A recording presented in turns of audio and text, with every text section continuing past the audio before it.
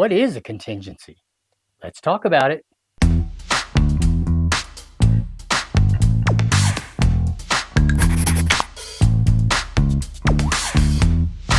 Hey everyone, it's Cliff from the Hildreth Group.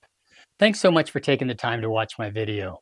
When you're buying or selling a home, there's something called a contingency that you need to be aware of. So, what is a contingency? A contingency means that certain requirements must be met for the contract to be binding. If the terms of the contingency aren't met, then the contract might end. Sometimes these are described as if-then scenarios. For example, if you sell your home, then I'll buy someone else's. When you find a home you want to buy, it usually starts with a purchase offer that you make to the seller.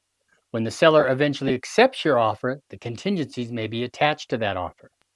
Contingencies are almost always included in a real estate contract. So, what are the most common contingencies? Selling your current home. One common contingency is that your offer might be based on whether or not you successfully sell your current home.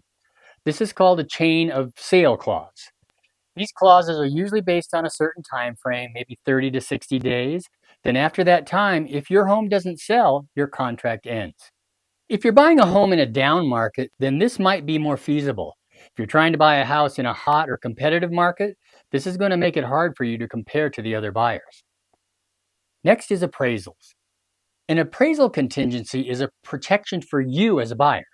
It's meant as a way to make sure the property is valued at a specific minimum amount. If the property you want to buy doesn't appraise for at least what you offered, you can terminate the contract. In many cases, if you rescind your offer within the prescribed time on the contract, you can also get your earnest money back. Next is inspections. It's always recommended that you have a professional inspector check out the property before you buy it. The appraisal is different. An appraisal is the value. That's for the lender and it's required for underwriting. An appraisal doesn't look at the physical condition of the home as much as the factors that might play a specific role in the value. An inspector is going to go over things like mechanical systems, electricity, water heater, or gas stove. They also check the structural elements of the home, and maybe foundations, patio overhangs, sewage system, and identify anything that needs to be replaced or repaired. You might use these as part of your negotiations. Contracts might stipulate that the repairs be made by the seller if found, or again, you could just use them to negotiate based on what the inspector finds. If you're looking for a home in a hot market, as we had recently, you might agree not to have an inspection at all. This is up to you. The next is financing. With a financing contingency, also sometimes called a mortgage contingency, you have time to obtain the financing you'll need to purchase the home. If you can't get financing, then this leaves you the ability to get out of the contract and still get your earnest money back. With a financial contingency, usually the contract will outline a certain number of days that you as a buyer have to get the financing. Then you have up to that date to terminate or extend your contract. Otherwise, the contingency is considered automatically waived, and you have to buy that property even without a loan. What's important to realize is that yes, if you're buying a home, contingencies can be an important way to protect yourself. At the same time, you need to be smart in how you use them because too many contingencies could cause your offer to be rejected. Because of the specifics of your situation determine whether or not you should accept or deny a contingency. If you're uncertain, you should speak to a lawyer or accountant trained in real estate law who can help present you with the advantages and disadvantages of each option prior to making your decision.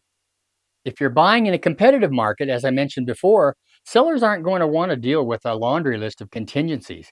Even if you can't raise your offer in a multiple offer situation, what you can do is eliminate contingencies to make your offer more attractive to the seller. Well, there you have it. I just covered the basics for the average transaction.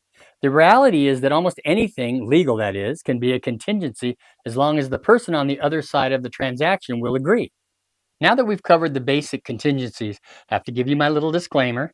I can tell you what a particular contingency means, but I'm not an accountant or attorney and I'm not trained or qualified to tell you what's best for your situation, because the specifics of your situation determine whether or not you should accept or deny a contingency.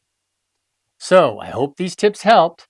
Also, if you like my videos, please don't hesitate to hit the like button, share, comment, or even better yet, subscribe to my YouTube channel by clicking on the subscribe button below. If you click on the little bell next to the button, you'll get a notification each time I put up something new. And of course, as always, please don't hesitate to call, text, or email me at the information below if you have any questions about this or any other real estate or lending related subject. Even if you're not ready to buy or sell right now, I'm always happy to help in any way that I can. So have a great day, and remember, together we can make it happen.